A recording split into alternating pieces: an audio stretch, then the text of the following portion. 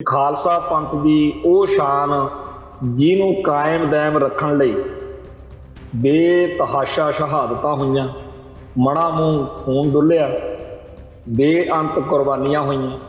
ਉਹਦੇ ਸਾਹਮਣੇ ਸਵਾਲੀਆ ਨਿਸ਼ਾਨ ਲਾਉਣ ਦੇ ਲਈ, ਉਹਨੂੰ ਰੋਲਣ ਦੇ ਲਈ ਅੱਜ ਹਿੰਦੂ ਕੱਟੜਵਾਦ ਜਿਹੜਾ ਹੈ ਉਹ ਨੰਗਾ ਨਾਚ ਨੱਚ ਰਿਹਾ। ਉਹ ਹਿੰਦੂ ਮਤ ਦਾ ਸਾਰਾ ਤਾਮ ਝਾਮ ਸਾਡੇ ਖਿਲਾਫ ਡਟਿਆ ਹੋਇਆ, ਜਿਹਦਾ ਦਾਅਵਾ ਹੀ ਇਹ ਆ ਕਿ ਸਿੱਖ ਤਾਂ ਖਾਲਸਾ ਪੰਥ ਦੀ ਸਿਰਜਣਾ ਹੀ ਹਿੰਦੂਆਂ ਦੀ ਰਾਖੀ ਲਈ ਕੀਤੀ। ਅਫਸੋਸ, ਦੁੱਖ ਤੇ ਸ਼ਰਮ ਵਾਲੀ ਗੱਲ ਇਹ ਹੈ ਕਿ ਐਤਕੀ ਪਹਿਲੀ ਵਾਰ ਸਿੱਖਾਂ ਦੇ ਵਿੱਚੋਂ ਬਹੁਤ ਵੱਡੀ ਗਿਣਤੀ ਦੇ ਵਿੱਚ ਦੁਸ਼ਮਣ ਨਾਲ ਖੜੇ।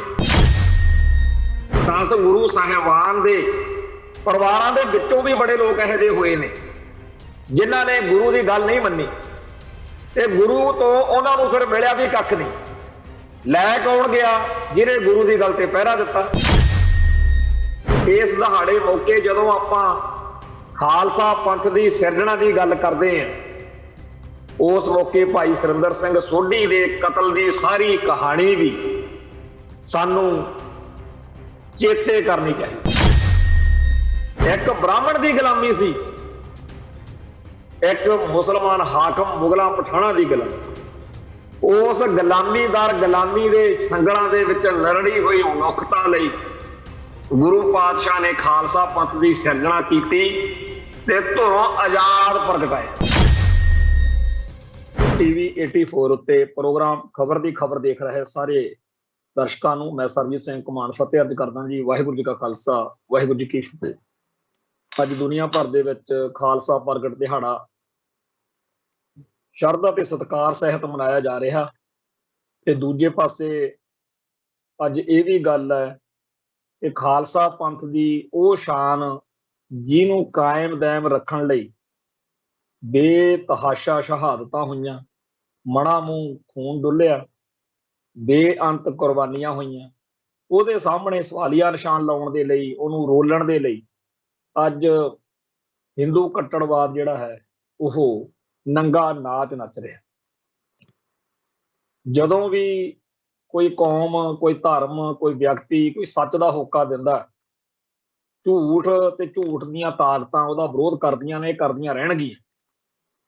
ਪਰ ਸਾਡੇ ਵਾਲੇ ਮਾਮਲੇ ਵਿੱਚ ਗੱਲ ਥੋੜੀ ਜਿਹੀ ਅਜੀਬ ਇਸ ਕਰਕੇ ਲੱਗਦੀ ਆ ਕਿ ਇੱਕ ਤਾਂ ਸਾਡੇ ਉੱਤੇ ਹਮਲਾਵਰ ਇਸ ਵੇਲੇ ਕੌਣ ਹੋਇਆ, ਉਹ ਹਿੰਦੂ ਮਤ ਦਾ ਸਾਰਾ ਤਾਮ ਝਾਮ ਸਾਡੇ ਖਿਲਾਫ ਡਟਿਆ ਹੋਇਆ, ਜਿਹਦਾ ਦਾਅਵਾ ਹੀ ਇਹ ਆ ਕਿ ਸਿੱਖ ਤਾਂ ਖਾਲਸਾ ਪੰਥ ਦੀ ਸਿਰਜਣਾ ਹੀ ਹਿੰਦੂਆਂ ਦੀ ਰਾਖੀ ਲਈ ਕੀਤੀ।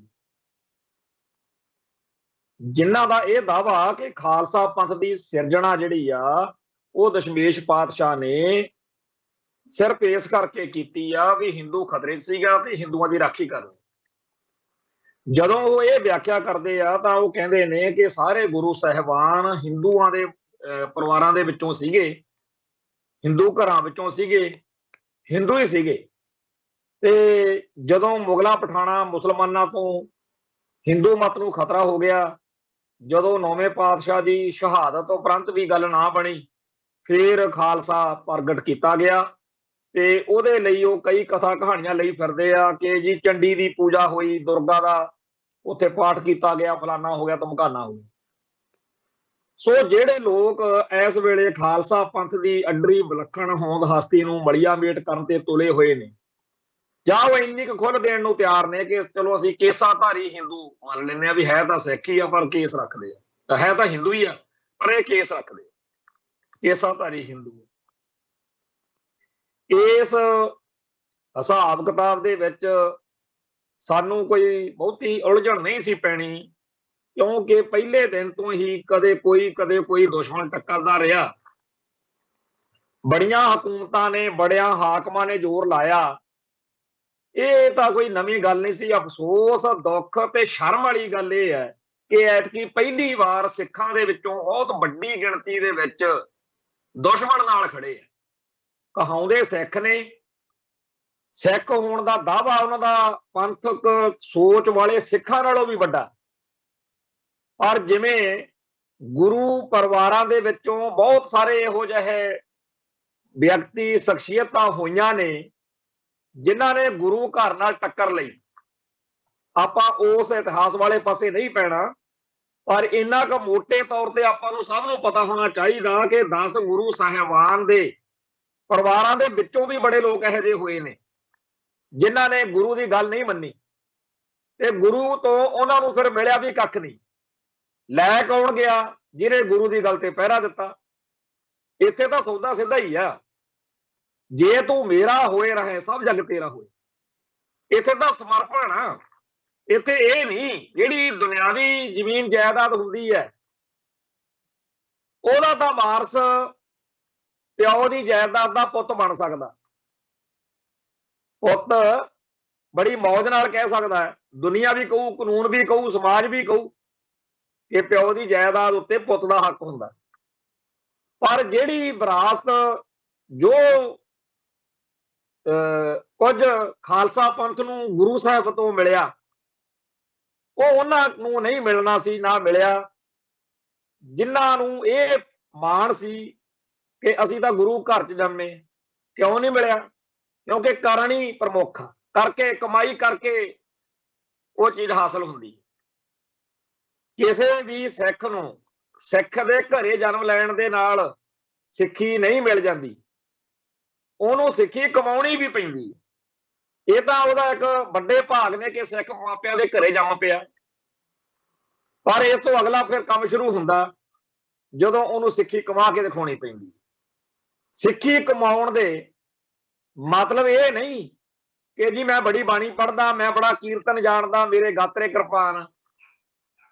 ਅਸੀਂ ਬੜੇ ਇਹੋ ਜਿਹੇ ਲੋਕ ਜਾਣਦੇ ਹਾਂ, ਦੇਖਦੇ ਹਾਂ ਜਿਨ੍ਹਾਂ ਨੇ ਸਿੱਖੀ ਸਰੂਪ ਵੀ ਰੱਖਿਆ, ਗਾਤਰੇ ਕਿਰਪਾਨ, 5 ਕਕਾਰ ਧਾਰਨ ਵੀ ਕੀਤੇ, ਬਾਣੀ ਵੀ ਕੰਠ ਕੀਤੀ। ਪਰ ਜਦੋਂ ਪਰਖ ਦੀ ਘੜੀ ਆਈ ਉਦੋਂ ਗੁਰੂ ਪੰਥ ਦੇ ਉਲਟ ਭੁੱਤ ਗਏ, ਗੁਰੂ ਦੀਆਂ ਖੁਸ਼ੀਆਂ ਤੋਂ ਵਾਂਝੇ ਰਹਿ ਗਏ।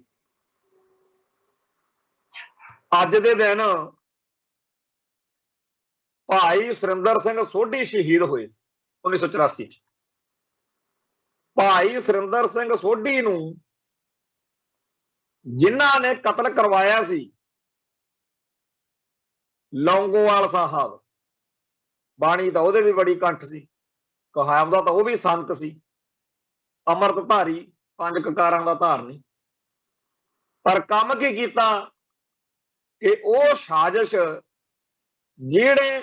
ਜਿਹੜੀ ਆਪਾਂ ਮਹਾਰਾਜਾ ਰਣਜੀਤ ਸਿੰਘ ਦੇ ਰਾਜ ਬਾਰੇ ਪੜ੍ਹਦੇ ਆ ਵੀ ਸਿੱਖ ਰਾਜ ਕਿਵੇਂ ਗਿਆ ਜਾਂ ਸਿੱਖ ਰਾਜ ਦੀਆਂ ਸ਼ਾਮਾਂ, ਉਦੋਂ ਆਪਣੇ ਸਾਹਮਣੇ ਆ ਕੇ ਗੱਲ ਖੜਦੀ ਆ ਵੀ ਬੁਰਛਾਗਰਦੀ ਹੋਈ, ਡੋਗਰਾਗਰਦੀ ਹੋਈ। ਡੋਗਰਿਆਂ ਨੇ ਮਹਾਰਾਜਾ ਰਣਜੀਤ ਸਿੰਘ ਦੇ ਸਰੀਰਕ ਤੌਰ ਤੇ ਇਸ ਧਰਤੀ ਤੋਂ ਜਾਣ ਤੋਂ ਬਾਅਦ ਇਹੋ ਜਿਹਾ ਸਾਜ਼ਿਸ਼ਾਂ ਦੇ ਨਾਲ ਮਾਹੌਲ ਸਿਰਜਿਆ ਕਿ ਮਹਾਰਾਜਾ ਰਣਜੀਤ ਸਿੰਘ ਦੇ ਵਾਰਸ ਆਪਸ ਵਿੱਚ ਹੀ ਇੱਕ ਦੂਜੇ ਦੇ ਕਤਲ ਕਰਦੇ ਗਏ। ਉਹ ਰਾਜ ਭਾਗ ਜਿੱਤੋਂ ਦੁਨੀਆ ਕੰਬਦੀ ਸੀ, ਉਹ ਰਾਜ ਭਾਗ ਖੇਰੂ ਖੇਰੂ ਕਰ ਦਿੱਤਾ। ਬਿਲਕੁਲ ਉਹੀ ਕੰਮ ਧਰਮ ਯੁੱਧ ਮੋਰਚੇ ਦੌਰਾਨ ਲੌਂਗੋਵਾਲ ਤੇ ਹੋਰ ਅਕਾਲੀ ਲੀਡਰਾਂ ਨੇ ਕੀਤਾ। ਸੰਤ ਗਿਆਨੀ ਜਰਨੈਲ ਸਿੰਘ ਜੀ ਖਾਲਸਾ ਭਿੰਡਰਾਂ ਵਾਲਿਆਂ ਨਾਲ ਜਾਂ ਹੋਰ ਜੁਝਾਰੂ ਸਿੰਘਾਂ ਨਾਲ ਜੋ ਉਹਨਾਂ ਦਾ ਵਿਰੋਧ ਚੱਲਦਾ ਸੀ, ਉਹਦੇ ਤਹਿਤ ਗੱਲ ਇੱਥੋਂ ਤੱਕ ਲੈ ਗਏ ਵੀ ਜਿਹੜੀ ਕਾਰਵਾਈ ਦੁਸ਼ਮਣ ਜਮਾਤ ਭਾਰਤੀ ਹਕੂਮਤ ਕਾਂਗਰਸ ਪਾਰਟੀ ਇੰਦਰਾ ਗਾਂਧੀ ਨਹੀਂ ਸੀ ਕਰ ਸਕਦੀ, ਜਿਹੜਾ ਕਾਰਾ ਭਾਰਤ ਦੀਆਂ ਖੁਫੀਆ ਏਜੰਸੀਆਂ ਨਹੀਂ ਸੀ ਕਰ ਸਕਦੀਆਂ, ਉਹ ਕਰਕੇ ਦਿਖਾਤਾ ਲੌਂਗੋਵਾਲ ਐਂਡ ਕੰਪਨੀ ਨੇ। ਕੀ ਕੀਤਾ ਵੀ ਇੱਕ ਬਦਮਾਸ਼ ਜਿਹਦਾ ਨਾਂ ਸੁਰਿੰਦਰ ਸਿੰਘ ਸ਼ਿੰਦਾ, ਪਿੰਡ ਜਗਮਾਲਪੁਰ, ਜਲੰਧਰ ਜ਼ਿਲ੍ਹੇ ਦੇ ਵਿੱਚ, ਉਹਨੂੰ ਜੇਲ੍ਹ ਚੋਂ ਕਢਵਾਇਆ ਤੇ ਇੱਥੇ ਅੰਮ੍ਰਿਤਸਰ ਦਰਬਾਰ ਸਾਹਿਬ ਦੇ ਵਿੱਚ ਜਿਹੜੀ ਸਰਾਂ, ਇੱਥੇ ਉਹਨੂੰ ਕਮਰਾ ਦੇਤਾ। ਇੱਥੇ ਕਮਰੇ ਦੇ ਵਿੱਚ ਉਹਦੇ ਨਾਲ ਰੱਖ ਕੇ ਉਹਦੇ ਨਾਲ ਗੱਲ ਡਨ ਕੀਤੀ ਕਿ ਭਾਈ ਤੈਨੂੰ ਇੰਨੇ ਰੁਪਈਏ ਦਿਆਂਗੇ ਤੇ ਤੂੰ ਸੰਤ ਗਿਆਨੀ ਜਰਨੈਲ ਸਿੰਘ ਜੀ ਖਾਲਸਾ ਭਿੰਡਰਾਂ ਵਾਲਿਆਂ ਨੂੰ ਤੇ ਹੋਰ ਜਿਹੜੇ ਆ ਨੇ, ਜੇ ਇਹਨਾਂ ਨੂੰ ਕਤਲ ਕਰ ਦੇਵੇਂ, ਮਾਰ ਦੇਵੇਂ, ਤਾਂ ਫਿਰ ਤੈਨੂੰ ਅਸੀਂ ਉਸ ਹਿਸਾਬ ਦੇ ਨਾਲ ਪੈਸੇ ਦਿੰਦੇ ਰਹਾਂਗੇ। ਕਹਿੰਦੇ ਵੀ ਜੇ ਸੰਤ ਭਿੰਡਰਾਂ ਵਾਲਿਆਂ ਨੂੰ ਕਤਲ ਕਰ ਦੇਵੇਂ, ਸੰਤਾਂ ਦਾ ਡਰਾਈਵਰ ਸੀ ਇੱਕ ਭਾਈ ਗੁਰਮੁਖ ਸਿੰਘ, ਤੇ ਸੰਤਾਂ ਦਾ ਭਤੀਜਾ ਭਾਈ ਸਵਰਨ ਸਿੰਘ ਰੋਡੇ, ਇਹਨਾਂ ਚੋਂ ਜਿੰਨਿਆਂ ਨੂੰ ਕਤਲ ਕਰ ਸਕਦਾ ਕਰ। ਉਸ ਸ਼ਿੰਦੇ ਬਦਮਾਸ਼ ਦੇ ਨਾਲ ਗੰਢ ਧੁੱਪ ਕਰਨ ਕਰਾਉਣ ਦੇ ਵਿੱਚ ਲੌਂਗੋਵਾਲ ਦਾ ਸਕੱਤਰ ਸੀ ਇੱਕ ਗੁਰਚਰਨ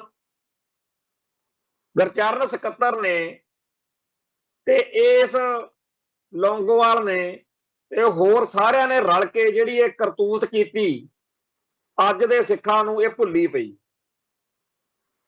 ਕੀਤਾ ਕੀ ਵੀ ਇੱਕ ਬਲਜੀਤ ਕੌਰ ਨਾਂ ਦੀ ਜਨਾਨੀ ਗੰਢੀ, ਜਿਹਨੇ ਗੱਲਾਂ ਵਿੱਚ ਭਰਮਾ ਲਿਆ ਤੇ ਸਿੰਧੀ ਹੋਟਲ ਦੇ ਵਿੱਚ ਭਾਈ ਸੁਰਿੰਦਰ ਸਿੰਘ ਸੋਢੀ ਨੂੰ ਸੁਰਿੰਦਰ ਸ਼ਿੰਦੇ ਨੇ ਗੋਲੀਆਂ ਮਾਰ ਕੇ ਕਤਲ ਕਰ ਦਿੱਤਾ।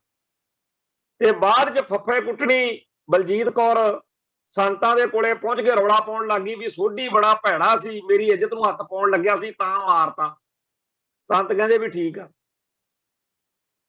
ਦੂਜੇ ਪਾਸੇ ਉਹ ਕਾਤਲ ਸ਼ਿੰਦਾ ਇੱਥੋਂ ਭੱਜ ਗਿਆ, ਅਲਗੋਂ ਕੋਠੀ ਵਾਲੇ ਬਖਸ਼ੀਸ਼ ਹੋਣਾ ਕੋਲੇ ਗਿਆ। ਬਖਸ਼ੀਸ਼ ਸਿੰਘ ਹੋਣਾ ਨੇ ਉਹਨੂੰ ਜੰਡਿਆਲੇ ਇਲਾਕੇ ਦੇ ਵਿੱਚ ਇੱਥੇ ਇੱਕ ਪੀਰ ਦੀ ਜਗ੍ਹਾ, ਉਸ ਜਗ੍ਹਾ ਦੇ ਕੋਲ ਉਹਨੂੰ ਠਹਿਰਾਤਾ ਤੇ ਆਪ ਬਖਸ਼ੀਸ਼ ਸਿੰਘ ਸੰਤਾਂ ਕੋਲੇ ਪਹੁੰਚਿਆ ਵੀ ਸਾਨੂੰ ਤਾਂ ਪਤਾ ਨਹੀਂ ਸੀਗਾ ਉਹ ਕੀ ਕਰਤੂਤ ਕੀਤੀ ਆ ਉਹਨੇ, ਪਰ ਉਹ ਤੁਹਾਡਾ ਜਿਹੜਾ ਦੁਸ਼ਟ ਵਾ, ਉਹ ਤੁਹਾਡਾ ਜਿਹਨੇ ਤੇ ਪਾਪ ਕੀਤਾ, ਉਸ ਪਾਪੀ ਨੂੰ, ਤੁਹਾਡੇ ਮੁਜਰਮ ਨੂੰ, ਉਸ ਦੁਸ਼ਟ ਨੂੰ ਉੱਥੇ ਅਸੀਂ ਰੱਖਿਆ ਹੋਇਆ। ਉਸ ਜਗ੍ਹਾ ਦੇ ਉੱਤੇ ਸੰਤ ਜਰਨੈਲ ਸਿੰਘ ਜੀ ਖਾਲਸਾ ਭਿੰਡਰਾਂ ਵਾਲਿਆਂ ਦੇ ਨੇੜਲੇ ਸਿੰਘ ਗਏ ਤੇ ਉਹਨੂੰ ਯੋਗ ਸਜ਼ਾ ਦਿੱਤੀ ਗਈ। ਬਲਜੀਤ ਕੌਰ ਨੂੰ ਵੀ ਯੋਗ ਸਜ਼ਾ ਦਿੱਤੀ ਗਈ। ਬੇਸ਼ੱਕ 24 ਘੰਟਿਆਂ ਦੇ ਅੰਦਰ ਅੰਦਰ ਸ਼ਿੰਦਾ, ਬਲਜੀਤ ਕੌਰ ਤੇ ਇੱਕ ਬੈਜੀ ਸੀ ਬਲਜਿੰਦਰ ਸਿੰਘ ਬੈਜੀ, ਉਹਨਾਂ ਨੂੰ ਸਜ਼ਾ ਦੇ ਦਿੱਤੀ ਗਈ, ਪਰ ਜੋ ਘਾਟਾ ਖਾਲਸਾ ਪੰਥ ਨੂੰ ਭਾਈ ਸੁਰਿੰਦਰ ਸਿੰਘ ਸੋਢੀ ਦੇ ਕਤਲ ਨਾਲ ਪਿਆ ਉਹ ਪੂਰਾ ਨਹੀਂ ਸੀ ਹੋ ਸਕਦਾ, ਉਹ ਕਦੇ ਵੀ ਨਹੀਂ ਪੂਰਾ ਹੋ ਸਕਦਾ। ਪਰ ਜਿਵੇਂ ਡੋਗਰਿਆਂ ਨੇ ਮਹਾਰਾਜਾ ਰਣਜੀਤ ਸਿੰਘ ਦੇ ਰਾਜ ਭਾਗ ਨੂੰ ਆਪਦੀ ਹਿਰਸ ਵਿੱਚ ਖਤਮ ਕੀਤਾ ਸੀ, ਉਵੇਂ ਹੀ ਲੌਂਗੋਵਾਲ ਹੋਣਾ ਨੇ ਇਹ ਕਰਤੂਤ ਕੀਤੀ। ਗੁਰਚਰਨ ਸਕੱਤਰ ਬਾਅਦ ਵਿੱਚ ਜੂਨ 1984 ਨੂੰ ਦਰਬਾਰ ਸਾਹਿਬ ਕੰਪਲੈਕਸ ਦੇ ਵਿੱਚ ਜਿਹੜੀ ਸਰਾਂ ਬਣੀ ਹੋਈ ਆ, ਉੱਥੇ ਉਹ ਮਾਰਿਆ ਗਿਆ। ਮਰਨਾ ਤਾਂ ਸਭ ਨਹੀਂ ਆ, ਮੌਤ ਅਟਲ ਸਚਾਈ ਆ, ਬਚਿਆ ਤਾਂ ਲੌਂਗੋਵਾਲ ਵੀ ਨਹੀਂ। ਬਾਅਦ ਵਿੱਚ 1985 ਦੇ ਵਿੱਚ ਭਾਈ ਗਿਆਨ ਸਿੰਘ ਲੀਲ ਤੇ ਹੋਰ ਸਿੰਘਾਂ ਨੇ ਉਹਦਾ ਸੋਧਾ ਲਾ ਦਿੱਤਾ। ਮਲਕ ਸਿੰਘ ਭਾਟੀਆ ਵੀ ਨਹੀਂ ਬਚਿਆ। ਪਰ ਇਸ ਸਾਰੇ ਸਮੇਂ ਦੌਰਾਨ ਜੋ ਘਾਟਾ ਪੰਥ ਨੂੰ ਪਿਆ, ਜੇ ਕਿਤੇ ਭਾਈ ਸੁਰਿੰਦਰ ਸਿੰਘ ਸੋਢੀ ਇਸ ਤਰੀਕੇ ਨਾਲ ਨਾ ਮਾਰਿਆ ਜਾਂਦਾ, ਨਾ ਕਤਲ ਹੁੰਦਾ, ਤਾਂ ਜਿਸ ਤਰੀਕੇ ਨਾਲ ਉਹ ਦੁਸ਼ਟਾਂ ਦੇ ਆਹੂ ਲਾਉਂਦਾ ਸੀ, ਜਿਸ ਤਰੀਕੇ ਦੇ ਨਾਲ ਪੰਥ ਦੇ ਦੁਸ਼ਮਣਾਂ ਨੂੰ, ਸਿੱਖੀ ਦੇ ਵੈਰੀਆਂ ਨੂੰ ਸੋਧਦਾ ਸੀ, ਕਹਾਣੀ ਕੁਝ ਹੋਰ ਹੋਣੀ ਸੀ। ਜਿਸ ਭਜਨ ਲਾਲ ਨੇ, ਹਰਿਆਣੇ ਦੇ ਮੁੱਖ ਮੰਤਰੀ ਨੇ, ਏਸ਼ੀਆਈ ਖੇਡਾਂ ਮੌਕੇ ਸਿੱਖਾਂ ਦੀ ਪੱਗ ਲਾਹੀ ਸੀ, ਬੇਪੱਤ ਕੀਤਾ ਸੀ ਸਿੱਖਾਂ ਨੂੰ, ਉਹਦਾ ਸੋਧਾ ਭਾਈ ਸੁਰਿੰਦਰ ਸਿੰਘ ਸੋਢੀ ਨੇ ਲਾ ਦੇਣਾ ਸੀ। ਪਰ ਸੰਤਾਂ ਨੇ ਜਦੋਂ ਸਾਰੀ ਗੱਲ ਸਮਝੀ ਕਿ ਸੋਢੀ ਦਾ ਬਚ ਕੇ ਆਉਣਾ ਮੁਸ਼ਕਲ ਹੈ, ਤਾਂ ਸੋਢੀ ਨੂੰ ਵਾਪਸ ਬੁਲਾ ਲਿਆ। ਕਹਿੰਦੇ ਕੋਈ ਗੱਲ ਨਹੀਂ, ਭਜਨ ਲਾਲ ਤਾਂ ਕਿਤੇ ਫੇਰ ਵੀ ਡਿੱਕੇ ਆਜੂ, ਪਰ ਤੇਰੀ ਲੋੜ ਆ ਪੰਥ। ਭਾਈ ਸੁਰਿੰਦਰ ਸਿੰਘ ਸੋਢੀ ਦਾ ਕਤਲ ਛੋਟੀ ਮੋਟੀ ਗੱਲ ਨਹੀਂ। ਇਹ ਖਾਲਸਾ ਪੰਥ ਦੇ ਇਤਿਹਾਸ ਦੇ ਵਿੱਚ ਹਰੀ ਸਿੰਘ ਨਲੂਏ ਵਰਗਾ, ਜਿਵੇਂ ਖਾਲਸਾ ਫੌਜਾਂ ਦਾ ਜਰਨੈਲ ਸੀ ਨਾ ਮਹਾਰਾਜਾ ਰਣਜੀਤ ਸਿੰਘ ਵੇਲੇ ਹਰੀ ਸਿੰਘ ਨਲੂਆ, ਉਵੇਂ ਸਰਦਾਰ ਹਰੀ ਸਿੰਘ ਨਲੂਏ ਵਰਗਾ ਕਾਂਡ ਹੈ। ਬਹੁਤ ਚੜ੍ਹਦੀ ਕਲਾ ਵਾਲਾ, ਖਾਲਸਾ ਪੰਥ ਨੂੰ ਸਮਰਪਿਤ ਇਹੋ ਜਿਹਾ ਗੁਰਸਿੱਖ ਪਿਆਰਾ, ਜਿਹਨੇ ਇਤਿਹਾਸ ਨੂੰ ਇੱਕ ਨਵਾਂ ਮੋੜ ਦਿੱਤਾ ਸੀ। ਬੇਸ਼ੱਕ ਸੰਤਾਂ ਦੇ ਕੋਲ ਉਸ ਮੌਕੇ ਬਹੁਤ ਚੜ੍ਹਦੀ ਕਲਾ ਵਾਲੇ ਹੋਰ ਸਿੰਘ ਸੀਗੇ। ਜਨਰਲ ਲਾਭ ਸਿੰਘ, ਜਿਹਦਾ ਅਸਲ ਨਾਂ ਭਾਈ ਸੁਖਦੇਵ ਸਿੰਘ, ਪਿੰਡ ਪੰਜਵੜ। ਤੇ ਇਹੋ ਜਿਹੇ ਭਾਈ ਗੁਰਿੰਦਰ ਸਿੰਘ ਭੋਲਾ ਪਟਰੋਲ ਵਰਗੇ ਬੜੇ ਲੋਕ ਸੀ, ਬੜੇ ਸਿੰਘ ਸੀ। ਪਰ ਸੁਰਿੰਦਰ ਸਿੰਘ ਸੋਢੀ ਦੀ ਸ਼ਾਨ ਕੁਝ ਵੱਖਰੀ ਹੋਈ ਸੀ। ਭਾਈ ਸੁਰਿੰਦਰ ਸਿੰਘ ਸੋਢੀ ਨੂੰ ਅੱਜ ਦੀ ਤਰੀਕ ਵਿੱਚ 14 ਅਪ੍ਰੈਲ ਨੂੰ ਜਿਸ ਤਰੀਕੇ ਨਾਲ ਸਾਡੀ ਕੌਮ ਨੂੰ ਚੇਤੇ ਕਰਨਾ ਚਾਹੀਦਾ, ਉਵੇਂ ਕੀਤਾ ਨਹੀਂ ਜਾਂਦਾ। ਇਹ ਠੀਕ ਆ ਕਿ ਖਾਲਸਾ ਪੰਥ ਦਾ ਪ੍ਰਗਟ ਦਿਹਾੜਾ ਵੱਡੇ ਧੂਮ-ਧਾਮ ਨਾਲ ਮਨਾਉਣਾ ਹੁੰਦਾ, ਪਰ ਕਿਤੇ ਨਾ ਕਿਤੇ ਕੋਈ ਸਮਾਗਮ, ਕੋਈ ਸੈਮੀਨਾਰ, ਕੋਈ ਉਹਦੇ ਸੰਬੰਧ ਵਿੱਚ ਪ੍ਰੋਗਰਾਮ ਹੋਣਾ ਚਾਹੀਦਾ, ਜਿੱਥੇ ਬੁਲਾਰੇ ਆ ਕੇ ਉਹ ਸਾਰਾ ਕੁਝ ਬੋਲਣ, ਰਾਗੀ ਢਾਡੀ ਉਹਦੇ ਬਾਰੇ ਦੱਸਣ, ਤਾਂ ਕਿ ਅੱਜ ਵਾਲੀ ਸਾਡੀ ਜਿਹੜੀ ਆਉਣ ਵਾਲੀ ਪੀੜ੍ਹੀ ਆ ਉਹਨੂੰ ਪਤਾ ਹੋਵੇ ਕਿ ਲੌਂਗੋਵਾਲ ਵਰਗੇ ਅੱਜ ਵੀ ਹੋ ਸਕਦੇ, ਜਿਹੜੇ ਆਪਦੀ ਕੌਮ ਦੇ ਯੋਧਿਆਂ ਨੂੰ, ਸੂਰਮਿਆਂ ਨੂੰ ਖਤਮ ਆਪ ਕਰਵਾ ਸਕਦੇ। ਅੱਜ ਵੀ ਪਤਾ ਨਹੀਂ ਕੌਣ, ਕੋਈ ਬਲਜੀਤ ਕੌਰ ਵਰਗੀ ਹੋ ਸਕਦੀ ਆ, ਕੋਈ ਮਲਕ ਸਿੰਘ ਭਾਟੀਆ ਹੋ ਸਕਦਾ ਹੈ, ਤੇ ਕੋਈ ਸੁਰਿੰਦਰ ਸਿੰਘ ਸ਼ਿੰਦੇ ਵਰਗਾ ਕਾਤਲ ਮੁੱਚੜ ਹੋ ਸਕਦਾ ਹੈ, ਸਾਡੇ ਆਲੇ ਦੁਆਲੇ 'ਚ ਹੀ ਹੋ ਸਕਦਾ। ਇਸ ਵੇਲੇ ਵੀ ਜਿਹੜੇ ਸਿੰਘ ਪੰਥ ਦੀ ਚੜ੍ਹਦੀ ਕਲਾ ਲਈ ਜੂਝਦੇ ਆ, ਉਹਨਾਂ ਨੂੰ ਇਹ ਚੇਤੇ ਰੱਖਣ ਦੀ ਲੋੜ ਆ ਕਿ ਸਾਡੇ ਆਲੇ ਦੁਆਲੇ ਇਹੋ ਜਿਹੇ ਪਾਪੀਆਂ ਦਾ, ਇਹੋ ਜਿਹੇ ਦੁਸ਼ਟਾਂ ਦਾ ਪਤਾ ਨਹੀਂ ਕਦੋਂ ਕੀ ਤੇ ਪਰਛਾਵਾਂ ਪੈ ਜੇ। ਇਤਿਹਾਸ ਸਿਰਫ ਸੁਣਨ ਲਈ ਜਾਂ ਸੁਣਾਉਣ ਲਈ ਨਹੀਂ ਹੁੰਦਾ, ਇਤਿਹਾਸ ਸਮਝਣ ਲਈ ਹੁੰਦਾ। ਤੋ ਅੱਜ ਦੇ ਇਸ ਦਿਹਾੜੇ ਮੌਕੇ ਜਦੋਂ ਆਪਾਂ ਖਾਲਸਾ ਪੰਥ ਦੀ ਸਿਰਜਣਾ ਦੀ ਗੱਲ ਕਰਦੇ ਹਾਂ, ਉਸ ਮੌਕੇ ਭਾਈ ਸੁਰਿੰਦਰ ਸਿੰਘ ਸੋਢੀ ਦੇ ਕਤਲ ਦੀ ਸਾਰੀ ਕਹਾਣੀ ਵੀ ਸਾਨੂੰ ਚੇਤੇ ਕਰਨੀ ਚਾਹੀਦੀ। ਜਿੱਥੋਂ ਤੱਕ ਗੱਲ ਖਾਲਸਾ ਸਿਰਜਣਾ ਦੀ ਹੈ, ਅੱਜ ਇੱਕ ਵੀਡੀਓ ਸੋਸ਼ਲ ਮੀਡੀਆ ਤੇ ਘੁੰਮ ਰਹੀ ਹੈ, ਜਿਹਦੇ ਵਿੱਚ 70-80 ਹਿੰਦੂ ਇਕੱਠੇ ਹੋ ਕੇ ਪਰਣ ਕਰ ਰਹੇ ਨੇ, ਸਹੁੰ ਖਾ ਰਹੇ ਨੇ, ਅਹਿਦ ਕਰ ਰਹੇ ਨੇ ਕਿ ਅਸੀਂ ਆਪਦੀ ਜ਼ਿੰਦਗੀ ਦੇ ਵਿੱਚ ਅੱਜ ਤੋਂ ਬਾਅਦ ਕਿਸੇ ਗੈਰ ਹਿੰਦੂ ਦੀ ਦੁਕਾਨ ਤੋਂ ਕੋਈ ਸੌਦਾ ਨਹੀਂ ਲੈਣਾ। ਕੀ ਮਤਲਬ? ਵੀ ਹੌਲੀ ਹੌਲੀ ਸਾਰੇ ਭਾਰਤ ਵਿੱਚ ਸਾਰਿਆਂ ਹਿੰਦੂਆਂ ਨੂੰ ਹਿੰਦੂਆਂ ਦੀਆਂ ਦੁਕਾਨਾਂ ਤੇ ਜਾਣ ਲਾਉਣਾ, ਤੇ ਜਿਹੜੇ ਮੁਸਲਮਾਨ ਨੇ, ਸਿੱਖ ਨੇ, ਈਸਾਈ ਨੇ ਜਾਂ ਗੈਰ ਹਿੰਦੂ ਹੋਰ ਕੋਈ ਵੀ ਹੈ, ਉਹਦੇ ਖਿਲਾਫ ਸਮਾਜਿਕ ਤੌਰ ਤੇ ਨਫ਼ਰਤ ਦਾ ਮਾਹੌਲ ਸਿਰਜਣਾ। ਇਹ ਮੁਲਕ ਕਿਉਂਕਿ ਬਹੁ ਗਿਣਤੀ ਦਾ ਜ਼ਮਾਨਾ, ਜਿਨ੍ਹਾਂ ਨੇ ਵੋਟਾਂ ਲੈਣੀਆਂ ਨੇ, ਹਰੇਕ ਨੇ ਇਹ ਸੋਚਣਾ ਕਿ ਵੱਡਾ ਬਹੁ ਗਿਣਤੀ ਵਾਲਾ ਜਿਹੜਾ ਵਰਗ ਆ ਹਿੰਦੂ, ਉਹਨੂੰ ਨਾਰਾਜ਼ ਨਹੀਂ ਕਰਨਾ। ਇਸ ਕਰਕੇ ਸਾਰੇ ਸਮਾਜ ਦੇ ਵਿੱਚ ਜਿਹੋ ਜਿਹੀ ਫਿਰਕੂ ਵੰਡ ਹੋਣੀ ਹੈ, ਉਹਦਾ ਆਧਾਰ ਅਗਲੇ ਸਿਰਜ ਰਹੇ। ਤੇ ਨਾਲ ਦੀ ਨਾਲ ਗੱਲ ਇਹ ਵੀ ਚੇਤੇ ਰੱਖੀਏ ਕਿ ਖਾਲਸਾ ਪੰਥ ਦੀ ਸਿਰਜਣਾ ਜਿਹੜੀ ਸਾਰਿਆਂ ਨੂੰ ਜਾਤ ਵਰਣ ਦੇ ਗਧੀ ਗੇੜ ਚੋਂ ਕੱਢ ਕੇ ਏਕਤਾ ਦੇ ਰੂਪ ਵਿੱਚ ਸਾਹਮਣੇ ਲਿਆਉਂਦੀ ਆ, ਵੀ ਸਾਰੇ ਜਾਣੇ ਤੁਸੀਂ ਉਸ ਅਕਾਲ ਪੁਰਖ ਵਾਹਿਗੁਰੂ ਦੀ ਅੰਸ਼ ਹੋ, ਸਾਰੇ ਤੁਸੀਂ ਇੱਕੋ ਜਿਹੇ ਹੋ। ਪਿਛਲਾ ਤੁਹਾਡਾ ਜਾਤ ਧਰਮ ਕੁੱਲ ਨਾਸ਼, ਅੱਜ ਤੋਂ ਬਾਅਦ ਤੁਸੀਂ ਗੁਰੂ ਦੇ ਖਾਲਸੇ ਹੋ। ਤੇ ਇੱਕ ਪਾਸੇ ਇਹ ਗੁਰੂ ਸਾਹਿਬ ਦੀ ਸੋਚ, ਸਿੱਖ ਫਲਸਫਾ ਜਿਹੜਾ ਸਰਬੱਤ ਦਾ ਭਲਾ ਮੰਗਣ ਦੀ ਜਾਂਚ ਸਿਖਾਉਂਦਾ, ਕਿਉਂਕਿ ਉਸ ਮੌਕੇ ਜਿਹੜੇ ਹਾਕਮ ਸੀਗੇ, ਉਹਨਾਂ ਦੇ ਜ਼ਬਰ, ਉਹਨਾਂ ਦੇ ਜ਼ੁਲਮ ਦੇ ਸਾਹਮਣੇ ਅੜਨਾ ਸੀ, ਡਟਣਾ ਸੀ ਪੰਥ ਨੇ। ਉਹ ਕਹਿੰਦੇ ਸੀ ਸਿਰ ਤੇ ਤੁਸੀਂ ਦਸਤਾਰ ਨਹੀਂ ਸਜਾ ਸਕਦੇ। ਖਾਲਸਾ ਪੰਥ ਨੇ ਦੂਰੀਆਂ ਦਸਤਾਰਾਂ ਗੁਰੂ ਪਾਤਸ਼ਾਹ ਦੀ ਬਖਸ਼ਿਸ਼ ਦੇ ਸਦਕਾ ਪਹਿਨੀ। ਕਈ ਸੁਣਾਉਂਦੇ ਹੁੰਦੇ ਆ ਨਾ ਸਾਨੂੰ ਵੀਰ 50 ਦਾ ਇਤਿਹਾਸ, ਆ ਜਿਹੜਾ ਥੱਲੇ ਦੀ ਆਪਣੇ ਦਸਤਾਰ ਦੀ ਮੂਹਰਲੇ ਪਾਸੇ ਆ ਚੀਜ਼ ਦਿਖਦੀ ਹੈ, ਕੀ ਹੈ ਇਹਦਾ, ਕੀ ਇਤਿਹਾਸ? ਬਈ ਤੁਸੀਂ ਤਾਂ ਕਹਿੰਦੇ ਹੋ ਅਸੀਂ ਤੁਹਾਨੂੰ ਦਸਤਾਰ ਨਹੀਂ ਸਜਾਉਣ ਦੇਣੀ, ਇੱਥੇ ਤਾਂ ਪੰਥ ਦੂਰੀਆਂ ਦਸਤਾਰਾਂ ਸਜਾਇਆ ਕਰੋ। ਦੂਰੀਆਂ ਦਸਤਾਰਾਂ ਦੇ ਵਿੱਚ ਇਹ ਬਣਿਆ ਸਹਿਜੇ ਸਹਿਜੇ ਕਿ ਇੱਕ ਪੂਰੀ ਦਸਤਾਰ, ਇੱਕ ਹੇਠਾਂ ਅੱਧੀ। ਤੇ ਜਦੋਂ ਆਇਆ ਗੋਰਿਆਂ ਦਾ ਰਾਜ, ਜਿਹੜੇ ਉਹਨਾਂ ਦੇ ਫੌਜ ਵਿੱਚ ਸਿੱਖ ਭਰਤੀ ਹੋਏ, ਉਹਨਾਂ ਨੂੰ ਜਦੋਂ ਦਸਤਾਰ ਦਿੱਤੀ ਗਈ, ਉਹ ਕਹਿੰਦੇ ਜੀ ਇੱਕ ਫੁੱਲ ਚਾਹੀਦੀ ਹੈ, ਇੱਕ ਨਾਲ 50% ਅੱਧੀ ਦਸਤਾਰ ਵੀ ਚਾਹੀਦੀ, ਉਹ ਥੱਲੇ ਦੀ ਅਸੀਂ ਦੇਖਣੀ ਵੀ ਚਾਹੀਦੀ ਆ, ਇਹ ਨਾ ਹੋਵੇ ਕੋਈ ਬੰਨੇ ਨਾ, ਉਹ ਸਾਡੇ ਧਰਮ ਦੀ ਰਵਾਇਤ ਆ। ਕਿਉਂ? ਕਿਉਂਕਿ ਅਸੀਂ ਉਸ ਜਾਬਰ ਤੇ ਜ਼ਾਲਮ ਦੇ ਹੁਕਮ ਨੂੰ ਚੈਲੰਜ ਕਰ ਰਹੇ ਹਾਂ ਕਿ ਤੂੰ ਕਹਿੰਦਾ ਸੀ ਸਿਰ ਤੇ ਦਸਤਾਰ ਨਹੀਂ ਸਜਾਈ ਜਾ ਸਕਦੀ, ਲੈ ਸਜਾ ਲਈ, ਇੱਕ ਛੱਡ ਕੇ ਦੂਰੀ ਸਜਾ। ਇਹ 50 ਦੀ ਕਹਾਣੀ ਏਦਾਂ ਬਣੀ।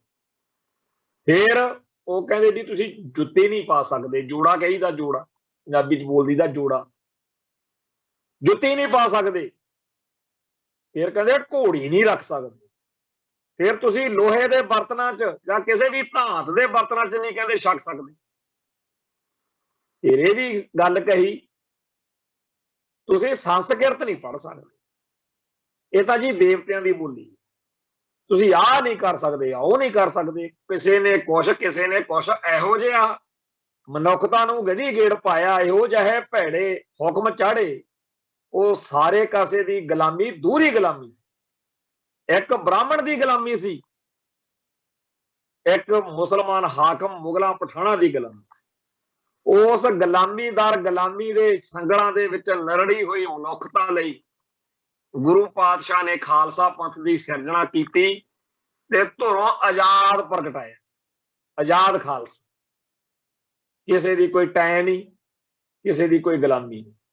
ਆ ਜਿਹੜੇ ਵੱਡੇ ਵੱਡੇ ਫਿਲਾਸਫਰ ਜਿਨ੍ਹਾਂ ਨੇ ਖਾਲਸਾ ਪੰਥ ਨੂੰ ਨੇੜਿਓਂ ਹੋ ਕੇ ਜਾਣਿਆ ਮਾਣਿਆ, 18ਵੀਂ ਸਦੀ ਦੀਆਂ ਕਿਤਾਬਾਂ ਲਿਖਤਾਂ ਜਦੋਂ ਪੜ੍ਹਦੇ ਆ, ਜਾਂ ਉਸ ਤੋਂ ਬਾਅਦ ਦੇ ਜਿਹੜੇ ਇਤਿਹਾਸਕਾਰ ਗੋਰਿਆਂ ਨਾਲ ਜਦੋਂ ਵਾਹ ਪਿਆ ਖਾਲਸੇ ਦਾ, ਉਹਨਾਂ ਸਭ ਨੇ ਇਸ ਗੱਲ ਨੂੰ ਸਮਝਿਆ ਕਿ ਇਹ ਕੋਈ ਵੱਖਰੀ ਹੋਈ ਨਸਲ ਆ। ਪਿੱਛੇ ਜੇ 1982-83 ਦੇ ਵਿੱਚ ਇੰਗਲੈਂਡ ਦੇ ਪਾਰਲੀਮੈਂਟ ਵਿੱਚ ਇਸ ਗੱਲ ਤੇ ਚਰਚਾ ਹੋ ਚੁੱਕੀ ਆ ਕਿ ਸਿੱਖ ਇੱਕ ਵੱਖਰੀ ਨਸਲ ਵਾ, ਵੱਖਰੀ ਨਸਲ। ਸਰਦਾਰ ਕਪੂਰ ਸਿੰਘ ਇੱਕ ਨਿਹੰਗ ਸਿੰਘ ਦੀ ਫੋਟੋ ਵੱਲ ਦੇਖ ਕੇ ਕਿਸੇ ਨੂੰ ਸਮਝਾ ਰਹੇ ਸੀ ਵੀ ਆਹ ਜਿਹੜਾ ਗੁਰਾਂ ਦਾ ਖਾਲਸਾ ਨਾ, ਦਿਸ ਫ੍ਰੀ ਸਿੱਖ, ਇਹਦੀ ਜਿਹੜੀ ਆਜ਼ਾਦ ਫਿਤਰਤ ਵਾ, ਇਹ ਬ੍ਰਾਹਮਣ ਦੀ ਸਭ ਤੋਂ ਵੱਡੀ ਸਮੱਸਿਆ ਹੈ। ਤੋਂ ਇਸ ਮੌਕੇ ਜਦੋਂ ਅਗਲੇ ਕੋਲੇ ਰਾਜ ਭਾਗ ਆ ਗਿਆ ਤੇ ਉਹ ਸਭ ਕੁਝ ਭੁੱਲਿਆ ਫਿਰਦਾ ਜਿਹੜਾ ਉਹਦੇ ਨਾਲ ਬੀਤੇ ਦੌਰ ਵਿੱਚ ਹੋਏ। ਹੁਣ ਤਾਂ ਉਹ ਕਹਿੰਦਾ ਵੀ ਸਾਰੀ ਧਰਤੀ ਦੇ ਉੱਤੇ ਬਾਕੀ ਕੌਮਾਂ, ਧਰਮਾਂ, ਲੋਕਾਂ ਦੇ, ਬਾਕੀ ਨਸਲਾਂ ਦੇ ਫੈਸਲੇ ਮੈਂ ਕਰੂੰ। ਇਸ ਮਾਹੌਲ ਦੇ ਵਿੱਚ ਦਿੱਲੀ ਦਰਬਾਰ ਨੇ ਜਿਸ ਤਰੀਕੇ ਨਾਲ 18 ਮਾਰਚ ਤੋਂ ਖਾਲਸਾ ਪੰਥ ਉੱਤੇ ਹਮਲਾ ਬੋਲਿਆ ਹੋਇਆ, ਉਹਦੀ ਦਹਿਸ਼ਤ ਅੱਜ ਸਾਰੇ ਪਾਸੇ ਪਸਰੀ ਹੋਈ ਹੈ। ਅੱਜ ਪੂਰਾ ਜ਼ਬਰ ਕੀਤਾ ਗਿਆ। ਆਨੰਦਪੁਰ ਸਾਹਿਬ, ਤਖਤ ਸ੍ਰੀ ਕੇਸਗੜ੍ਹ ਸਾਹਿਬ ਦੇ ਦਰਸ਼ਨ ਦਿਦਾਰੇ ਕਰਨ ਸੰਗਤਾਂ ਜਾਂਦੀਆਂ ਨੇ, ਤੇ ਇਵੇਂ ਹੀ ਤਖਤ ਸ੍ਰੀ ਦਮਦਮਾ ਸਾਹਿਬ ਵਿਖੇ ਹਰ ਸਾਲ ਵਿਸਾਖੀ ਵਾਲੇ ਦਿਹਾੜੇ ਖਾਲਸਾ ਪੰਥ ਦੀ ਸਾਧਨਾ ਦਾ ਦਿਹਾੜਾ ਮਨਾਇਆ ਜਾਂਦਾ, ਪ੍ਰਗਟ ਦਿਹਾੜਾ ਮਨਾਇਆ ਜਾਂਦਾ ਹੈ। ਉੱਥੇ ਜਿੰਨੇ ਵੀ ਸਿੱਖ ਗਏ ਉਹਨਾਂ ਸਾਰਿਆਂ ਦੀ ਇਹੀ ਰਿਪੋਰਟਿੰਗ ਆਈ ਹੈ ਕਿ ਅੱਗੇ ਵਾਂਗ ਸੁਖਾਵਾਂ ਮਾਹੌਲ ਨਹੀਂ, ਇੱਕ ਵੱਖਰੀ ਜੀ ਕਿਸਮ ਦੀ ਦਹਿਸ਼ਤ ਪੁਲਿਸ ਹੀ ਪੁਲਿਸ ਖਾਕੀ ਵਰਦੀ ਚੱਪੇ ਚੱਪੇ ਤੇ ਲਾਈ ਹੋਈ ਹੈ ਤੇ ਲੋਕਾਂ ਦਾ ਜਿਉਣਾ ਦੁੱਭਰ ਕੀਤਾ ਪਿਆ। ਲੋਕਾਂ ਦਾ ਸੰਗਤਾਂ ਦੇ ਉੱਤੇ ਬਹੁਤ ਕਟਕ ਚੜਿਆ ਹੋਇਆ, ਬੜੀ ਔਖ ਦਿੱਤੀ ਹੋਈ। ਕਾਹਦੇ ਲਈ? ਅਖੇ ਜੀ ਭਾਈ ਅਮਰਤਪਾਲ ਸਿੰਘ ਨੂੰ ਫੜਨਾ। ਭਾਈ ਅਮਰਤਪਾਲ ਸਿੰਘ ਨੂੰ ਜੇ ਫੜਨਾ ਹੁੰਦਾ ਤਾਂ 18 ਮਾਰਚ ਨੂੰ ਉਹ ਘਰੋਂ ਜਦੋਂ ਤੁਰਿਆ ਕਾਫਲਾ ਬਣਾ ਕੇ ਵਹੀਰ ਲੈ ਕੇ, ਉਸ ਤੋਂ ਪਹਿਲਾਂ ਘਰੇ ਹੀ ਹੁੰਦਾ ਸੀ, ਇੱਥੇ ਫ੍ਰੀ ਵਿਚਰਦਾ ਸੀ, ਜਦੋਂ ਮਰਜ਼ੀ ਫੜ ਲੈਂਦੇ ਭਾਈ। ਪਰ ਜਦੋਂ ਉਹ ਘਰੇ ਨਿਕਲਿਆ, ਜਦੋਂ ਅਸਲੇ ਨਾਲ ਲੈਸ ਹੋ ਕੇ ਗੱਡੀਆਂ ਨਾਲ ਘੇਰਾ ਪਾਇਆ ਉਹਨੂੰ, ਤੇ ਜੇ ਉਹਨੇ ਬਚਣ ਲਈ ਆਸਾ ਪਾਸਾ ਕੀਤਾ ਤੇ ਅੱਜ ਉਹਨੂੰ ਇਉਂ ਪੇਸ਼ ਕੀਤਾ ਜਾ ਰਿਹਾ ਜਿਵੇਂ ਬਹੁਤ ਖੂਨੀ ਦਰਿੰਦਾ ਕੋਈ ਕਾਤਲ ਹੋਵੇ। ਕਿਹੜਾ ਉਹਨੇ ਕਤਲ ਕਰਤਾ ਵੀ? ਕਿੰਨੇ ਅਸਲੇ ਦੇ ਟਰੱਕ ਫੜੇ ਗਏ ਪੰਜਾਬ 'ਚ, ਕਿੰਨੀਆਂ ਕੁ ਵਾਰਦਾਤਾਂ ਹੋਈਆਂ ਨੇ।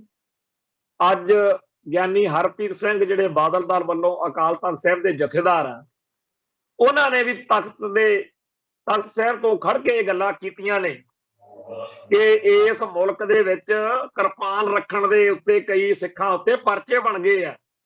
ਸੋ ਅੱਜ ਅਸੀਂ ਇੱਥੋਂ ਸੱਦਾ ਦਿੰਦੇ ਆ ਕਿ ਹਰ ਇੱਕ ਸਿੱਖ ਆਪਦੇ ਘਰ ਲਾਜ਼ਮੀ ਵੱਧ ਤੋਂ ਵੱਧ ਸ੍ਰੀ ਸਾਹਿਬ ਰੱਖੇ, ਕਿਰਪਾਨ ਰੱਖੇ, ਤਲਵਾਰ ਰੱਖੇ। ਇਹ ਉਹ ਤਲਵਾਰ ਆ ਜਿਹੜੀ ਪੰਥ ਨੇ ਬੜੀਆਂ ਕੁਰਬਾਨੀਆਂ ਨਾਲ ਹਾਸਲ ਕੀਤੀ ਆ ਤੇ ਇਹਦੇ ਨਾਲ ਬੜੀਆਂ ਘਾਲਣਾ ਵੀ ਕਹਾਣੀਆਂ। ਖਾਲਸੇ ਦੀ ਕਿਰਪਾਨ ਕਿਰਪਾ ਕਰਦੀ ਹੈ, ਮਨੁੱਖਤਾ ਦੀ ਆਨ ਬਾਨ ਤੇ ਸ਼ਾਨ ਨੂੰ ਕਾਇਮ ਰੱਖਦੀ ਹੈ। ਤੋ ਖਾਲਸੇ ਦੀ ਇਹ ਕਿਰਪਾਨ ਦਾ ਇੱਕ ਇਤਿਹਾਸ ਆ। ਜੇਕਰ ਅਕਾਲ ਤਖਤ ਸਾਹਿਬ ਤੇ ਜਾਈਏ ਤਾਂ ਇੱਥੇ ਹਰ ਰੋਜ਼ ਸ਼ਾਮ ਨੂੰ ਪੁਰਾਤਨ ਸਿੰਘਾਂ ਦੇ ਸ਼ਸਤਰਾਂ ਦੇ ਦਰਸ਼ਨ ਦਿਦਾਰੇ ਕਰਾਏ ਜਾਂਦੇ ਆ। ਅੱਜ ਵੀ ਤਖਤ ਸ੍ਰੀ ਦਮਦਮਾ ਸਾਹਿਬ ਉੱਥੇ ਪੁਰਾਤਨ ਸ਼ਸਤਰਾਂ ਦੇ ਦਰਸ਼ਨ ਦਿਦਾਰੇ ਕਰਾਏ ਗਏ ਨੇ। ਤੇ ਜੇਕਰ ਤਖਤ ਸ੍ਰੀ ਕੇਸਗੜ੍ਹ ਸਾਹਿਬ ਜਾਈਏ ਉੱਥੇ ਵੀ ਦਰਸ਼ਨ ਦਿਦਾਰੇ ਸ਼ਸਤਰਾਂ ਦੇ ਕਰਾਏ ਜਾਂਦੇ। ਉਹ ਖੰਡਾ ਜਿਹਦੇ ਨਾਲ 1699 ਦੀ ਵਿਸਾਖੀ ਨੂੰ ਅੰਮ੍ਰਿਤ ਤਿਆਰ ਕੀਤਾ ਗਿਆ, ਖੰਡੇ ਬਾਟੇ ਦੀ ਪਹੁਲ ਤਿਆਰ ਕੀਤੀ ਗਈ, ਉਹ ਵੀ ਸ਼ਸਤਰ। ਖਾਲਸੇ ਦਾ ਜਿਹੜਾ ਜਨਮ ਹੈ ਨਾ, ਖਾਲਸੇ ਦਾ ਪ੍ਰਗਟ ਹੋਣਾ ਨਾ ਜਿਹੜਾ, ਉਹ ਖੰਡੇ ਦੀ ਧਾਰ ਚੋਂ ਪ੍ਰਗਟ ਹੋਇਆ ਖਾਲਸਾ। ਤੇ ਦਸ਼ਮੇਸ਼ ਪਾਤਸ਼ਾਹ ਦੀ ਤਲਵਾਰ ਤੇ ਇਵੇਂ ਹੀ ਹੋਰ ਯੋਧਿਆਂ ਦੀਆਂ ਸਾਡੇ ਇਤਿਹਾਸ ਨੂੰ ਸਿਰਜਣ ਵਾਲੀਆਂ ਬਹੁਤ ਸਾਰੀਆਂ ਇਹੋ ਜਿਹੀਆਂ ਤਲਵਾਰਾਂ ਨੇ ਜਿਹੜੀਆਂ ਸਾਡੇ ਇਤਿਹਾਸ ਦੇ ਵਿੱਚ ਹੀ ਨਹੀਂ, ਮਨੁੱਖਤਾ ਦੇ ਇਤਿਹਾਸ ਵਿੱਚ ਖਾਸ ਨੇ। ਮੱਸੇ ਰੰਗੜ ਦਾ ਗਾਟਾ ਲਾਉਣ ਵਾਲੀ ਤਲਵਾਰ ਕਿਤੇ ਆਮ ਥੋੜੀ ਹੈ। ਇਵੇਂ ਹੀ ਸਾਡੇ ਹੋਰ ਸ਼ਸਤਰ, ਜਿਸ ਧਰਮ ਦੀ ਮਰਿਆਦਾ ਹੀ ਸ਼ਾਸਤਰਾਂ ਨੂੰ ਗੁਰੂ ਪੀਰ ਵਰਗਾ ਦਰਜਾ ਦਿੰਦੀ ਹੋਵੇ, ਅੱਜ ਉਹਨੂੰ ਮੱਤਾਂ ਦਿੱਤੀਆਂ ਜਾ ਰਹੀਆਂ ਨੇ ਵੀ ਹਥਿਆਰ ਨਹੀਂ ਰੱਖਣੇ। ਅੱਜ ਉਹਨੂੰ ਸਮਝਾਇਆ ਜਾ ਰਿਹਾ ਕਿ ਹਥਿਆਰ ਨਹੀਂ ਰੱਖਣੇ। ਗਿਆਨੀ ਹਰਪ੍ਰੀਤ ਸਿੰਘ ਨੇ ਜਦੋਂ ਇਹ ਗੱਲਾਂ ਕਹੀਆਂ ਕਿ ਪੰਜਾਬ ਦੇ ਵਿੱਚ ਮੁਕੰਮਲ ਸ਼ਾਂਤੀ ਹੈ, ਇੱਥੇ ਕੋਈ ਦੋ ਫਿਰਕਿਆਂ 'ਚ ਜੰਗ ਨਹੀਂ ਹੋ ਰਹੀ, ਕੋਈ ਟਕਰਾਅ ਨਹੀਂ ਹੋ ਰਿਹਾ, ਕੋਈ ਕਤਲੇਆਮ ਨਹੀਂ ਹੋ ਰਿਹਾ, ਕੋਈ ਦੰਗੇ ਨਹੀਂ ਹੋ ਰਹੇ, ਪਰ ਸਾਰੇ ਭਾਰਤ ਦੇ ਮੀਡੀਆ ਦੇ ਵਿੱਚ ਸਾਰੇ ਭਾਰਤ ਦੇ ਲੋਕਾਂ ਨੂੰ ਕੀ ਦੱਸਿਆ ਜਾ ਰਿਹਾ ਕਿ ਪੰਜਾਬ ਦੇ ਵਿੱਚ ਤਾਂ ਪਤਾ ਨਹੀਂ ਕਿੰਨਾ ਕੁ ਖੂਨ ਖਰਾਬਾ ਹੋਈ ਜਾਂਦਾ। ਇਹ ਭਾਈ ਅਮਰਤਪਾਲ ਸਿੰਘ ਦੇ ਬਹਾਨਾ ਭਾਈ ਅਮਰਤਪਾਲ ਸਿੰਘ ਦਾ ਨਿਸ਼ਾਨਾ ਖਾਲਸਾ ਪੰਥ ਉੱਤੇ। ਅੱਜ ਦੇਖ ਲਿਆ ਨਾ, ਭਾਈ ਅਮਰਤਪਾਲ ਸਿੰਘ ਕਿੱਡਾ ਕੁ ਵੱਡਾ ਅਪਰਾਧੀ ਆ, ਕਿੱਡਾ ਕੁ ਉਹਨੇ ਵਾਰਦਾਤਾਂ ਦਾ ਢੇਰ ਲਾਇਆ ਹੋਇਆ ਵੀ ਬੜਾ ਖਤਰਨਾਕ ਆ। ਕੁਛ ਗੱਲਾਂ ਹੀ ਬੋਲਦਾ ਸੀ ਨਾ ਮੂੰਹ ਤੋਂ। ਉਹਨਾਂ ਗੱਲਾਂ ਨਾਲ, ਜੇ ਗੱਲਾਂ ਬੋਲਣ ਦੇ ਨਾਲ ਹੀ ਤੁਹਾਡਾ ਮੁਲਕ ਟੁੱਟਦਾ ਫਿਰਦਾ ਹੈ, ਤੇ ਫਿਰ ਇਹ ਮੁਲਕ ਕੱਲ ਵੀ ਗਿਆ ਤੇ ਅੱਜ ਵੀ ਗਿਆ। ਪਰ ਅਫਸੋਸ ਇਸ ਗੱਲ ਦਾ ਨਹੀਂ ਕਿ ਦੁਸ਼ਮਣ ਬਾਤ ਕਰੇ ਅਣਹੋਣੀ ਤੇ ਅਣਹੋਣੀਆਂ ਗੱਲਾਂ ਉਹ ਕਰ ਰਿਹਾ। ਅਫਸੋਸ ਇਸ ਗੱਲ ਦਾ ਹੈ ਕਿ ਇਸ ਪਾਪ ਵਿੱਚ, ਇਸ ਜ਼ੁਲਮ ਦੇ ਵਿੱਚ ਸਾਡੇ ਬਹੁਤ ਸਾਰੇ ਸਿੱਖ ਵੀ ਸ਼ਾਮਲ ਨੇ, ਜਿਨ੍ਹਾਂ ਦੇ ਕੋਲੇ ਬੜੀਆਂ ਦਲੀਲਾਂ ਨੇਗੀਆਂ, ਬੜੇ ਤਰਕ ਨੇ ਉਹਨਾਂ ਕੋਲੇ ਕਿ ਜੀ ਹੋਰ ਸਰਕਾਰ ਕੀ ਕਰੇ। ਹਕੂਮਤ ਦੇ ਪਾਪ ਨੂੰ, ਹਕੂਮਤ ਦੇ ਜ਼ਬਰ ਨੂੰ, ਹਕੂਮਤ ਦੇ ਜ਼ੁਲਮ ਨੂੰ ਜਸਟੀਫਾਈ ਕਰਨ ਲਈ ਗੱਲਾਂ ਬੜੀਆਂ ਫੁਰਦੀਆਂ, ਕਿਉਂਕਿ ਲਾਹਾ ਲੈਣਾ। ਇੱਥੇ ਸਾਡੇ ਚੈਨਲਾਂ ਵਾਲਾ ਵੀ ਗੱਲ ਆਪਾਂ ਪਿਛਲੇ ਪ੍ਰੋਗਰਾਮਾਂ 'ਚ ਕਰਦੇ ਰਹੇ ਹਾਂ, ਕੋਈ ਕਸਰ ਨਹੀਂ ਛੱਡੀ, ਪਰ ਅਗਲਿਆਂ ਨੇ ਲਾ ਕੇ ਫਿਰ ਉਹ ਵੀ ਮਾਰੀ। ਤੇ ਇਹ ਜਿਹੜਾ ਭਾਰਤੀ ਮੀਡੀਆ ਰਾਹੀਂ ਵਰਤਾਂਤ ਸਿਰਜ ਕੇ ਜੋ ਕੁਝ ਕੀਤਾ ਜਾ ਰਿਹਾ, ਅੱਜ ਦੀ ਤਰੀਕ 'ਚ ਕੀ ਹੋ ਰਿਹਾ ਹੁਣ ਵੀ, ਅਖੇ ਜੀ ਆਪਰੇਸ਼ਨ ਅਮਰਤਪਾਲ, ਆਪਰੇਸ਼ਨ ਅਮਰਤਪਾਲ ਅੱਖਰ ਲਿਖ ਕੇ ਜਿਹੜੀ ਸੰਵੇਦਨਹੀਣਤਾ ਦਾ ਪ੍ਰਗਟਾਵਾ ਇਹ ਮੀਡੀਆ ਕਰ ਰਿਹਾ ਹੈ, ਉਹਨੂੰ ਸਮਝਣ ਦੀ ਲੋੜ ਹੈ।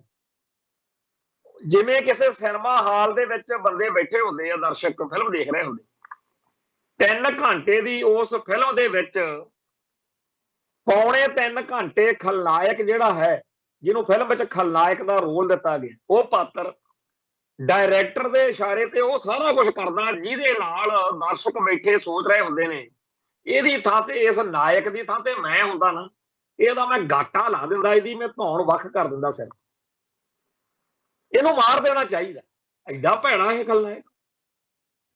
ਜਦੋਂ ਇਹ ਭਾਵਨਾ ਦਰਸ਼ਕ ਦੇ ਦਿਲ ਵਿੱਚ ਆ ਰਹੀ ਹੁੰਦੀ ਆ, ਨਾਲ ਦੀ ਨਾਲ ਉਹਨੂੰ ਨਾਇਕ ਉੱਤੇ ਤਰਸ ਆ ਰਿਹਾ ਹੁੰਦਾ ਵੀ ਕਿੰਨਾ ਬੇਵਸ ਵਿਚਾਰਾ, ਕਿੰਨਾ ਲਾਚਾਰ ਆ, ਕਿਤੇ ਮੈਂ ਹੁੰਦਾ ਨਾ, ਫੇਰ ਦੇਖਦਾ ਇਸ ਖਲਨਾਇਕ ਨੂੰ। ਉਹ ਇੱਕ ਫਿਲਮ ਆ, ਫਿਲਮ ਦੇਖਦਿਆਂ ਹੀ ਬਹੁਤ ਸਾਰੇ ਲੋਕ ਭਾਵਨਾ ਦੇ ਵਿੱਚ, ਜਜ਼ਬਾਤ ਵਿੱਚ ਵਹਿ ਜਾਂਦੇ, ਇਦਾਂ ਮਨ 'ਚ ਸੋਚ ਰਹੇ ਹੁੰਦੇ। ਇਹੀ ਉਸ ਫਿਲਮ ਦੇ ਕਲਾਕਾਰਾਂ ਦੀ, ਡਾਇਰੈਕਟਰ ਦੀ, ਉਹਨਾਂ ਦੇ ਆਰਟ ਦੀ ਕਾਮਯਾਬੀ ਆ ਕਿ ਉਹ ਤੁਹਾਡੇ ਦਿਮਾਗ ਨੂੰ ਕੈਪਚਰ ਕਰ ਲਿਆ। ਤੁਸੀਂ ਉਹ ਸੋਚ ਰਹੇ ਹੋ ਜੋ ਉਹ ਫਿਲਮ ਵਾਲੇ ਚਾਹੁੰਦੇ ਆ ਕਿ ਤੁਸੀਂ ਸੋਚੋ। ਕਿਸੇ ਵੀ ਪਾਤਰ ਦੇ ਖਿਲਾਫ ਨਫ਼ਰਤ ਪੈਦਾ ਕਰ ਦੇਣੀ, ਕਿਸੇ ਵੀ ਪਾਤਰ ਦੇ ਲਈ ਤੁਹਾਡੇ ਮਨ ਵਿੱਚ ਹਮਦਰਦੀ ਤੇ ਸਤਿਕਾਰ, ਪਿਆਰ ਪੈਦਾ ਕਰ ਦੇਣਾ, ਇਹੀ ਉਹਨਾਂ ਦੀ ਕਾਮਯਾਬੀ ਆ। ਇਹ ਉਹਦੀ ਕਲਾਕਾਰੀ ਦਾ ਕਮਾਲ ਆ।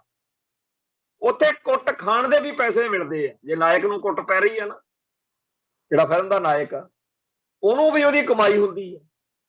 ਤੇ ਜਦੋਂ ਖਲਨਾਇਕ ਨੂੰ ਕੁੱਟ ਪੈਂਦੀ ਆ, ਉਹਦੀ ਵੀ ਕਮਾਈ ਹੁੰਦੀ। ਉਹਨਾਂ ਦੀ ਕਮਾਈ ਦਾ ਸਾਧਨ ਆ ਫਿਲਮ।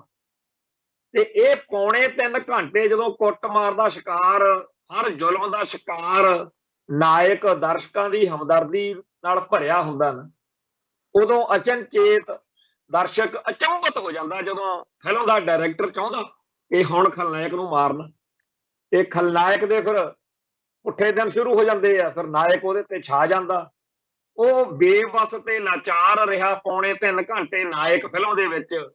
ਜਦੋਂ ਉਸ ਖਲਨਾਇਕ ਨੂੰ ਬੁਰੀ ਤਰ੍ਹਾਂ ਦਰੜਦਾ, ਕੁੱਟਦਾ, ਮਾਰਦਾ, ਤਾਂ ਜਿਹੜਾ ਦਰਸ਼ਕ ਆ ਉਹ ਕਹਿੰਦਾ ਵਾਹ ਕਮਾਲ, ਬੜਾ ਵਧੀਆ ਹੋਇਆ, ਮਾਰ ਦੇ ਇਹਨੂੰ, ਮਾਰ ਦੇ ਇਹਨੂੰ, ਮਾਰ ਦਿੰਦਾ। ਬਹੁਤ ਦੁਖੀ ਹੁੰਦੇ, ਬੜੇ ਮਾੜੇ ਹੁੰਦੇ, ਬਹੁਤ ਆਪਦੇ ਆਪ ਨੂੰ ਉਸ ਫਿਲਮ ਦੇ ਅਸਰ ਹੇਠ ਔਖਾ ਮਹਿਸੂਸ ਕਰ ਰਹੇ ਹੁੰਦੇ। ਇਹ ਜਿਹੜਾ ਸਾਰਾ ਕੁਝ ਵਾਪਰਦਾ ਉਹ ਤਾਂ ਫਿਲਮ 'ਚ ਹੁੰਦਾ, ਨਕਲੀ ਹੁੰਦਾ, ਡਰਾਮਾ ਹੁੰਦਾ, ਕਲਪਤ ਹੁੰਦਾ। ਪਰ ਇਹ ਸਾਰਾ ਕੁਝ ਇਸ ਵੇਲੇ ਸਾਡੀ ਕੌਮ ਨਾਲ ਵਾਪਰ, ਇਸ ਮੁਲਕ ਦੇ ਵਿੱਚ ਦੁਨੀਆ ਭਰ ਦੇ ਸਾਰੇ ਚੈਨਲਾਂ, ਮੀਡੀਆ ਨੂੰ ਜੋ ਕੁਝ ਦਰਸਾਇਆ ਜਾ ਰਿਹਾ, ਉਹਨਾਂ ਨੂੰ ਮਾਨਸਿਕ ਤੌਰ ਤੇ ਇਹ ਕਿਹਾ ਜਾ ਰਿਹਾ ਕਿ ਦੇਖੋ ਕਿੰਨੀ ਬੇਵੱਸ ਤੇ ਲਾਚਾਰ ਆ ਭਾਰਤ ਦੀ ਹਕੂਮਤ, ਕਿੰਨੀ ਔਖ ਆ ਜੀ।